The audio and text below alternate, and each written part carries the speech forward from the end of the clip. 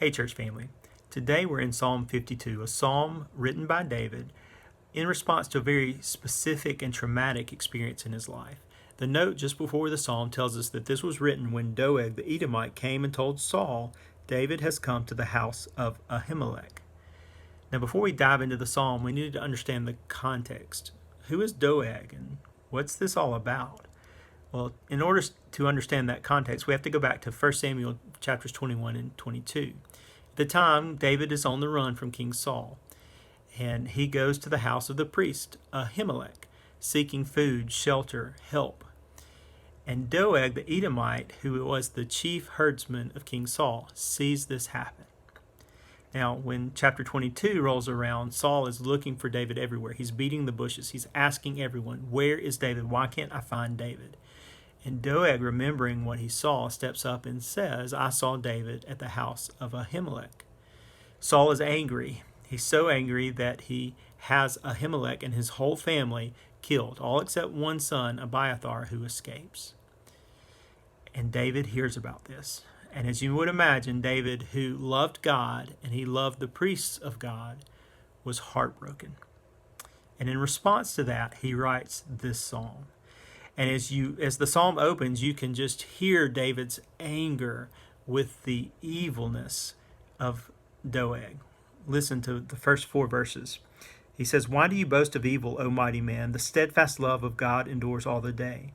Your tongue plots destruction like a sharp razor, you worker of deceit. You love evil more than good, and lying more than speaking what is right. You love all words that devour, O deceitful tongue. David calls out Doeg and tells him that he is evil, he is deceitful, he loves evil. And in this we see that just like David ran up against evil in Doeg, you and I are going to run up against evil in this world. It exists. We will encounter it. And the question that we have to answer and that David had to answer is, what do we do when we encounter it? Well, in verses 5 through 7, David tells us that we have to remember that God is still in control. David writes, But God will break you down forever. He will snatch and tear you from your tent. He will uproot you from the land of the living. The righteous shall see and fear and shall laugh at him, saying, See the man who would not make God his refuge, but trusted in the abundance of his riches and sought refuge in his own destruction. Evil exists, but God is almighty. He will break evil down. He will snatch and tear it out of their tents. He will uproot it. God will not allow evil to remain forever. He will bring judgment on evil.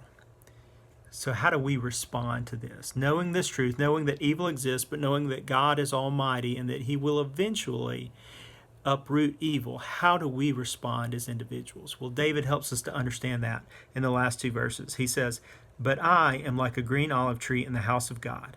I trust in the steadfast love of God forever and ever. I will thank you forever because you have done it. I will wait for your name, for it is good in the presence of the godly. How do we respond? Well, we trust that God's steadfast love endures forever. We give thanks because God will do it, and he has done it.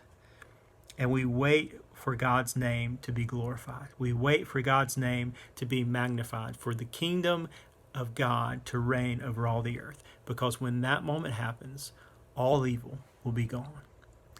We trust that God will triumph, that he will be victorious, and we know that he will. I hope you enjoy your time in Psalm 52 today.